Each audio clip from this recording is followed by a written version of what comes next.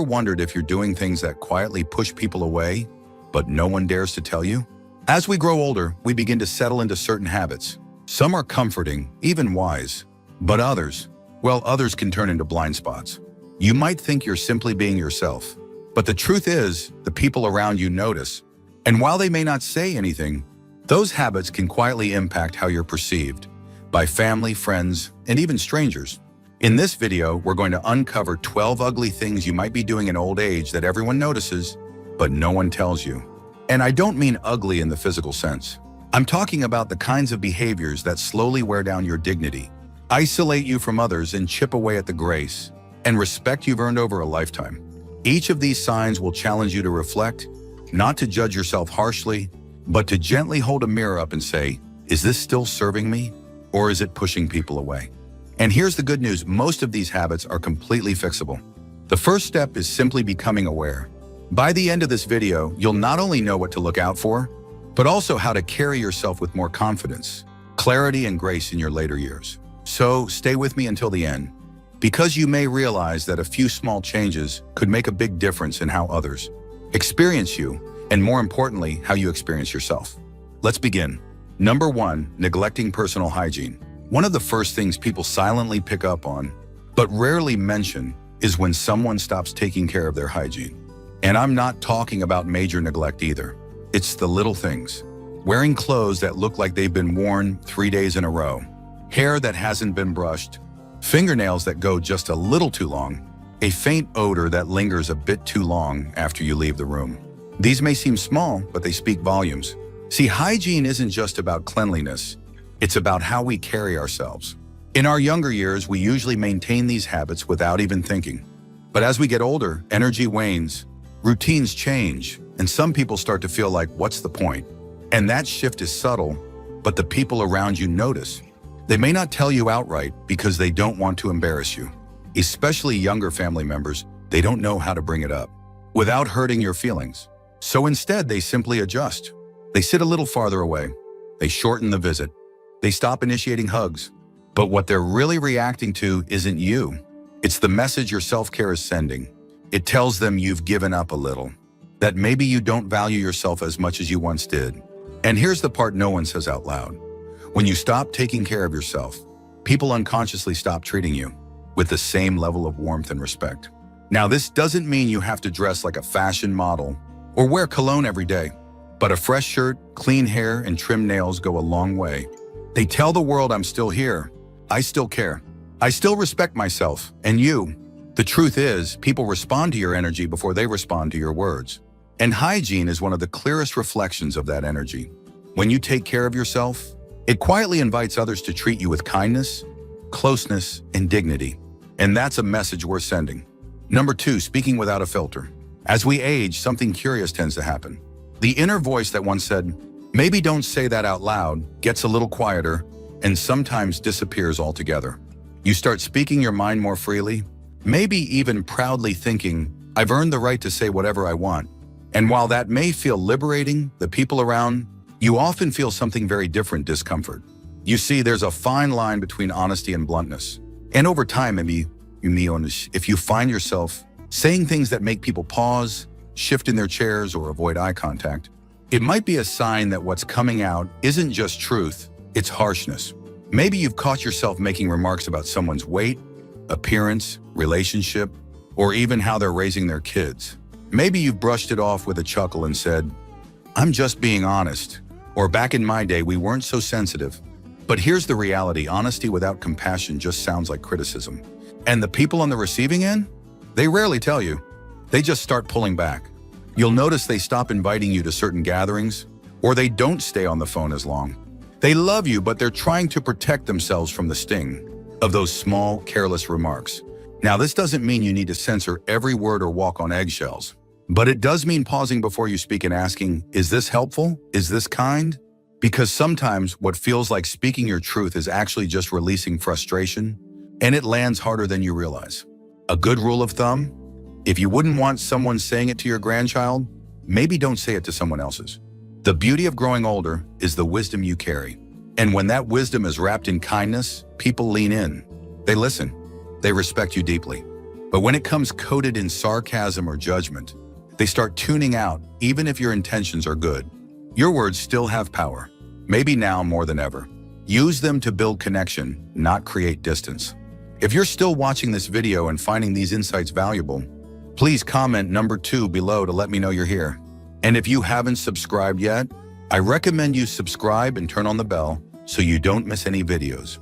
Your support helps us continue creating good content to inform and inspire you. Number 3, wearing clothes that don't fit anymore. There's a certain comfort in routines, eating the same breakfast, walking the same path, wearing the same clothes you've had for years, and there's nothing wrong with consistency. But when it comes to clothing, what once looked classic can, over time, begin to feel careless. You may not notice it yourself, but the way your clothes fit, or don't, says a lot about how connected you are to the present moment. Pants that hang too loose, shirts that cling too tight, outdated styles from 20 years ago, or shoes that have long since lost their shape. These aren't just fashion choices. They quietly send a message that you've stopped paying attention. And while no one will come out and say it, they notice.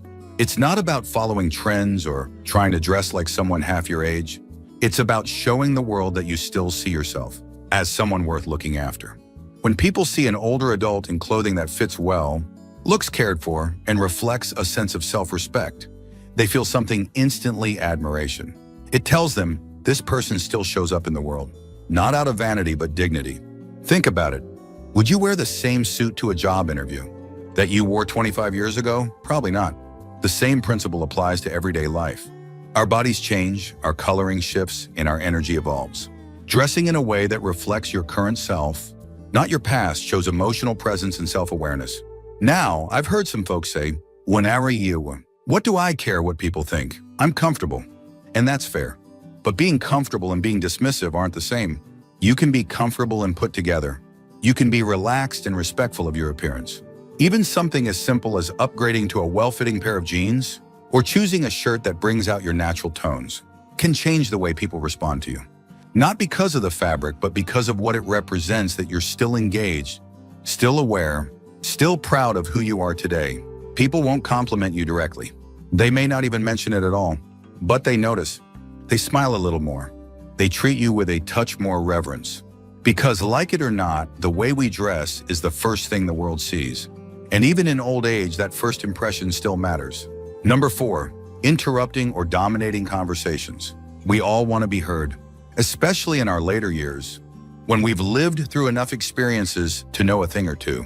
But sometimes in that desire to share what we know, or to make sure our point is clear, we forget to leave room for others. It can start subtly. You're in a conversation and someone brings up a topic you've dealt with before. You jump in. You offer a story. You start explaining what they should do. Before you know it, 10 minutes have passed and no one else has spoken. What's tricky about this habit is that it doesn't come from a bad place. Most of the time, it's rooted in a genuine desire to help.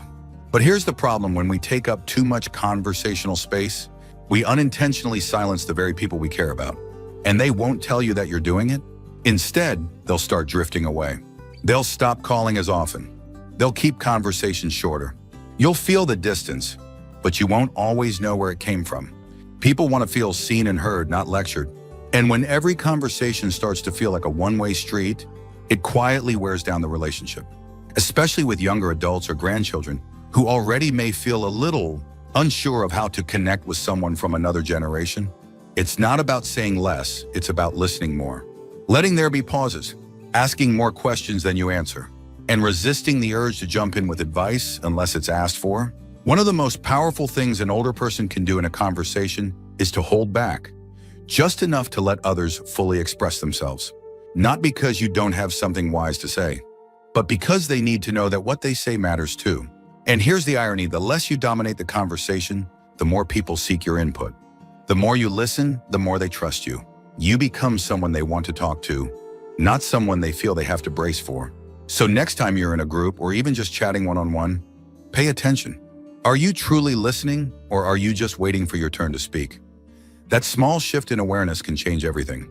Because when people feel heard, they open up, they draw closer, and they start looking forward to the next conversation instead of dreading it. Number 5, complaining about kids these days. It starts as a simple observation. You see a teenager glued to their phone and think, Back in my day, we actually talked to each other.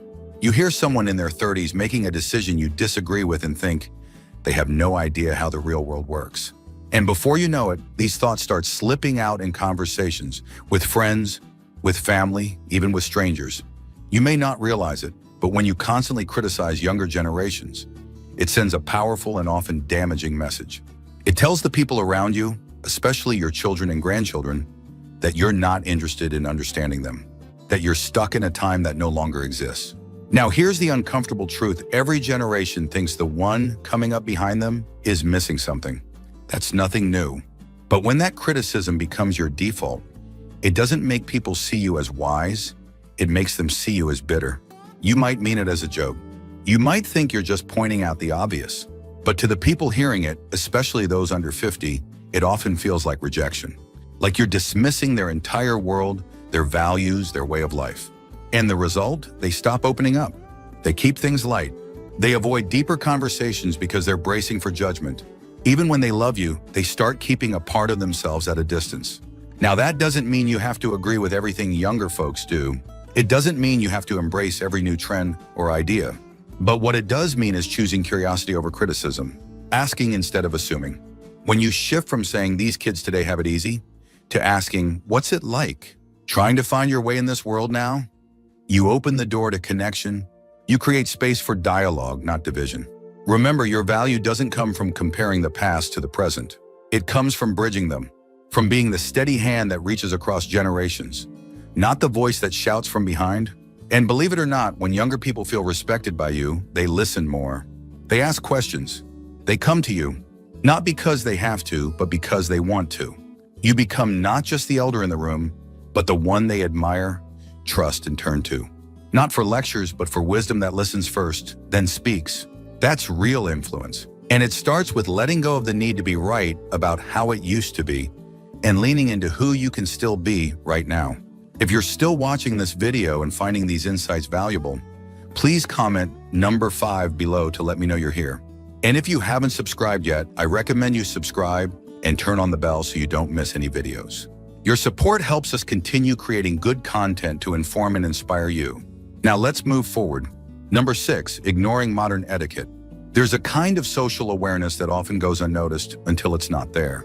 Things like speaking loudly on your phone in public, standing too close in line, or playing a video without headphones in a waiting room. Small behaviors, sure, but they can have a big impact on how others perceive you. Now, these things might not have been a big deal decades ago. Back then, people were more tolerant of loud conversations or unexpected behavior. But times change, expectations shift, and what used to be considered harmless now makes people quietly uncomfortable. And here's the tricky part. You may not even realize you're doing it. No one pulls you aside and says, hey, could you turn that down? Or do you mind stepping back a little? Instead, they'll give you a look, or avoid eye contact, or move to another seat. It's not personal, but it is real. And whether it's on the subway, in a coffee shop, or even just walking through a store, these little breaches of what people now consider common courtesy send a message. They say, I'm not aware of how I affect others. And the truth is, people don't always give older adults the benefit of the doubt. They often assume you should know better. So when they see these behaviors, they don't chalk it up to misunderstanding. They chalk it up to disregard. That's not the legacy you want to leave. And fortunately, it's one of the easiest things to fix. Start noticing how people around you behave in public spaces, how they manage their volume, how they navigate personal space, how they engage with technology when others are around. Modern etiquette isn't about being uptight, it's about being considerate. It shows that you're still tuned into the world, still engaged, still aware of the impact you have on others. And that awareness, it builds respect. It tells people, I may be older, but I'm still someone who pays attention, someone who adapts, someone who cares about how others feel. That doesn't just improve how strangers respond to you, it changes how your own family sees you too. Grandkids notice, neighbors notice, and their quiet admiration grows. Because in a world that's always rushing, someone who moves with awareness, who carries themselves with subtle dignity, stands out more than ever. Number 7, oversharing medical problems. We've all heard the joke, get a few older folks together and the conversation turns into a contest of who's got the worst knee, the highest blood pressure, or the most medications lined up on the bathroom shelf. And while it may seem like harmless talk, or even a way to relate, constantly bringing up your health issues can slowly wear down the energy of those around you. Here's the thing, everyone knows that getting older comes with its fair share of physical challenges. You don't have to pretend everything's perfect. But when your conversations always circle back to what hurts, what the doctor said, or what's next on the surgery list, people start to feel like they're in a waiting room, not a relationship. Especially for younger family members, these topics can feel overwhelming. They may not know how to respond, or they may feel helpless hearing about things they can't fix. So instead of leaning in, they back away, not out of disrespect, but out of quiet exhaustion. You deserve empathy. You deserve to be heard. But when that becomes the centerpiece of how you relate to others, it changes the dynamic. It shifts from connection to caretaking, from conversation to complaint. Think about the people you enjoy being around. Chances are, they're not the ones who list every ache and pill they take. They're the ones who focus on what's still good. The ones who might mention a challenge, but don't let it define the moment. Now, does that mean you should hide your struggles? Not at all. But choose your audience, choose your timing, and more importantly, choose balance. Share how you're doing, yes, but also ask others how they're doing. Talk about the book you're reading, the neighbor's garden, the bird you saw out your window. Because your life is still full of stories that aren't just medical charts. And people want to connect with you, not just your symptoms. You might be surprised how much lighter your relationships feel when you stop letting your health lead every conversation. When you focus on what you can do, what you enjoy doing, and what still sparks a smile, you don't just feel better, you help others feel better too. And in a world that already feels heavy, being someone who lifts the room, even a little, is a beautiful kind of medicine all its own. Number 8, being stubborn about outdated beliefs. One of the hardest things to notice in ourselves, especially as we age, is when our beliefs start turning into walls instead of windows. We hold on to ideas that once served us well, principles that shaped how we raised our families, ran our businesses, and made sense of the world. But over time, if we're not careful, those beliefs can harden into absolutes that no longer reflect the world we're living in now. You might find yourself saying things like, "That's just how it is," or "People are too sensitive these days," or "I don't care what the science says. I know what's right." And while you may feel confident in your views, what others often hear is something very different: resistance. The truth is, the world has changed, and it's still changing. Technology, culture, gender roles, mental health awareness, the way we communicate, it's all evolving fast. And when we dig our heels in and refuse to even consider another perspective, it doesn't come across as wisdom, it comes across as unwillingness. Younger generations notice this. And again, they usually won't confront you directly. But inside, they quietly label you as someone they can't talk to about certain things, someone who won't understand, someone who doesn't want to. And that's a real loss. Because whether it's your grandchild questioning traditional careers or your neighbor living a lifestyle you don't fully understand, there's so much connection possible when curiosity replaces judgment. Now, staying open doesn't mean you abandon your values. It means you're willing to update your understanding without compromising who you are. It means making room at the table for new ideas, even if you don't agree with all of them. And here's something else: stubbornness often hides fear. Fear of losing relevance, fear of being left behind, fear that if we let go of old beliefs, we lose a piece of ourselves. But the truth is, your relevance doesn't come from how firmly you hold on to the past. It comes from how courageously you meet the present. When you're able to say, "I never thought of it that way," or "Tell me more about what that means to you," you open doors. And people walk through them. They feel safe. And the beautiful part is, sometimes you do change your mind. Sometimes the younger person you're listening to turns out to be right in ways you hadn't imagined. And that humility, that willingness, that's what makes people truly admire you.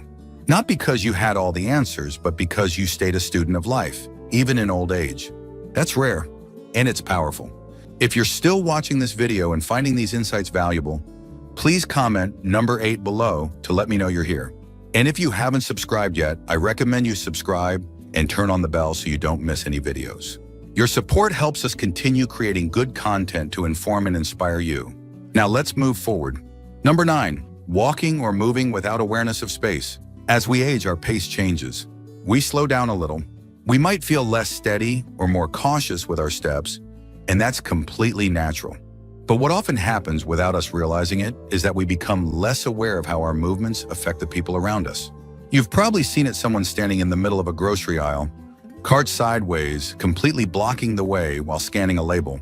Or someone stopping suddenly in a busy walkway, lost in thought. Or walking with a friend and slowly drifting into the path of oncoming foot traffic. Most of the time, these things happen without bad intent. You're not trying to be inconsiderate. You're simply focused on your own task. But to the people around you, especially those in a hurry or navigating tight spaces, it feels like friction. Like you're creating small obstacles that make their day a little harder. And here's the key part. People rarely say anything. They just sigh, walk around you, maybe give a quick glance and carry on. But over time, these small moments add up in how others perceive you. They might start to see you as that person who's always in the way, or they may silently decide to avoid situations where they'd have to walk beside you, shop with you, or navigate public spaces together. Not because they don't like you, but because they feel like they have to manage you. Now, I want to be clear, slowing down is not the problem. The issue is awareness. You can move slowly and still be respectful of space. You can pause to read something and still keep to one side. You can walk carefully while being mindful of the flow around you. This is especially important in places like airports, busy sidewalks, malls, or even church hallways. These are shared spaces, and being considerate in them sends a strong message that you're still paying attention, that you still care about how you impact others. In fact, this kind of awareness is a subtle form of grace. It tells people you're not just focused inward, you're present, thoughtful, and kind. And the truth is, most people aren't expecting perfection. They're just hoping for a little effort, a little awareness, a little consideration. When you show that, you stand out, not as a slower person, but as a considerate one. Someone who still moves through the world with dignity and a quiet sense of responsibility. And that kind of presence, it's more powerful than you might realize. Number 10, making jokes that don't age well. A good sense of humor is one of the best things you can carry into old age. It keeps you light, keeps others comfortable, and helps ease tension in even the hardest moments. But not all humor ages gracefully. And some jokes, especially the ones that once got a laugh decades ago, can quietly push people away today. You might be joking the way you always have. A little sarcasm here, a teasing remark there, maybe a comment that plays off old stereotypes or pokes fun at someone's background, appearance, or choices. You might even laugh as you say it and follow up with, "I'm just messing with you," or "Come on, lighten up." But here's what's changed the world around you. And while humor used to rely on poking fun at differences, today people are far more sensitive to how words land, especially when they come from someone older. Younger folks especially are navigating a culture that emphasizes inclusion, empathy, and respect for diverse experiences. When a joke feels out of step with those values, it doesn't come across as funny. It comes across as disconnected, or worse, disrespectful. And they probably won't tell you. They'll just laugh politely, then avoid getting too close. You'll feel the distance, but maybe not understand where it came from. Now, that doesn't mean you have to walk on eggshells. It doesn't mean humor is off limits, but it does mean thinking twice before you default to certain kinds of jokes. Ask yourself, is this funny because it's clever or because it puts someone else down? The best kind of humor, especially in older age, is the kind that lifts people up. That brings lightness, not discomfort. That shows you're not stuck in the past, but evolving right along with everyone else. In fact, nothing builds connection faster than being able to laugh at yourself. It shows humility. It shows perspective. It shows that you're not trying to prove anything. You're just here to enjoy the moment with others. And when people see that, they relax. They engage. They start seeing you not just as the older person in the room, but as someone who still gets it. A kind sense of humor will take you far, but a humor that's thoughtful, self-aware, and a little updated for today, that'll keep the door to connection wide open at any age. Number 11, acting helpless when you're not. Getting older brings real challenges. No one's denying that. There are things that used to come easy that now take more time, more care, sometimes more help.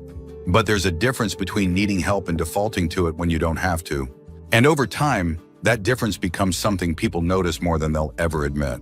Maybe you've gotten used to saying, "Can you just do it for me?" Or, "I don't know how any of this works. I'll mess it up anyway." At first, those requests feel innocent.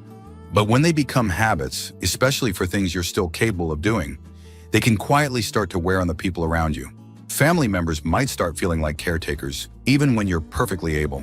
Friends may notice that they're always the ones lifting, reaching, fixing, organizing. And though they might smile and say, no problem. Inside, they begin to feel something else, resentment. What's even more complex is that sometimes this behavior is subconscious. It's not laziness, it's fear.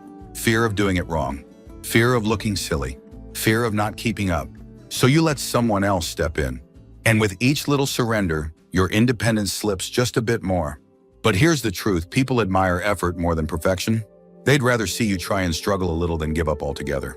Your children, your grandchildren, even your neighbors, they feel proud when you show you're still in the game, that you still want to learn, move, participate.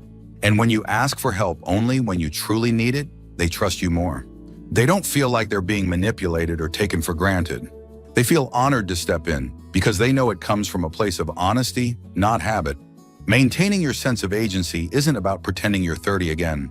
It's about showing up with what you can do, asking clearly for what you can't, and respecting the line between the two.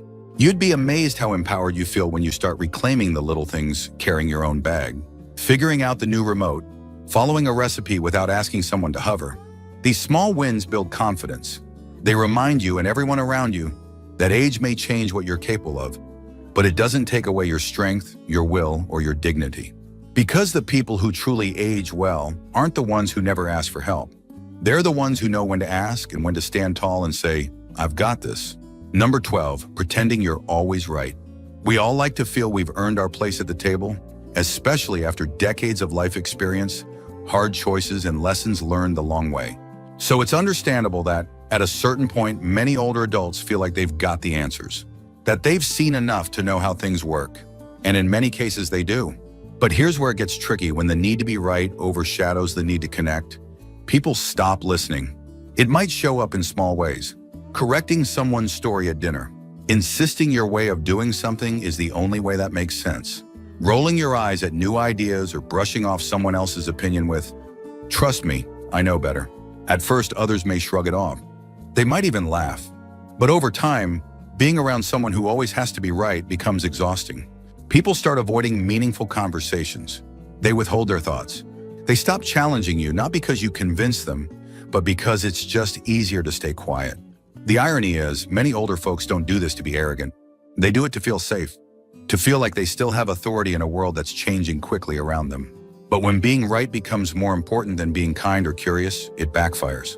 Being wise doesn't mean having all the answers. It means knowing when to offer your perspective and when to let someone else explore theirs. It means holding your opinions with confidence, but also with openness. Because here's the truth, most people don't say out loud. The people we admire most aren't the ones who correct us. They're the ones who listen, reflect, and gently invite us to think differently, without forcing it. When you stop trying to win every discussion, people actually start coming to you more. They ask your opinion. They value your feedback. Not because you dominate the room, but because your words carry calm, thoughtful weight. And when you do speak, because you don't speak just to win, your voice lands deeper. It sticks. It matters. In the end, the need to be right fades. What lasts is how you made people feel. And when you leave space for others to be heard, challenged, and uplifted, your presence becomes something they truly treasure, not tolerate. Final thoughts. Tomerida befrente one. Now that we've gone through these 12 behaviors, take a moment to reflect gently, without judgment. Which of these habits have quietly crept into your daily life? Which ones caught you by surprise? And which do you feel ready to shift, even if just a little? This video wasn't meant to shame or criticize. It was created to give you something most people don't, honest insight wrapped in care. Because the truth is, these behaviors don't make you a bad person. They're simply blind spots, things that settle in over time without us noticing. And once we do notice, that's when real strength shows. Not in pretending they don't exist, but in saying, "I see it. I can do better. I still have the power to grow." That's what aging well is really about. Not clinging to the past, not resisting change, but stepping into each new day with self-awareness, grace, and the quiet strength of someone who still wants to connect, evolve, and be a source of warmth in other people's lives. So as you move forward, keep these signs in mind, not as a checklist, but as gentle reminders. Ways to keep showing up in the world with dignity, presence, and the kind of character that leaves others feeling respected, comfortable, and inspired. And remember, it's never too late to shift how you move through the world. Small changes in how you speak, listen, dress, Joke or interact can completely transform how people experience you and how you experience your own place in the world. Thank you for joining us today. We'd love to hear from you. Leave a comment below and share one thing you learned today and how you plan to use it in your life. Your thoughts are important to us, so don't hesitate to share them. Reading your comments gives us great motivation and encouragement. If you enjoyed this video and found it helpful, please like, subscribe, and share. Your support helps us continue creating good content to inform and inspire you. Thanks for watching, and we look forward to seeing you in the next video.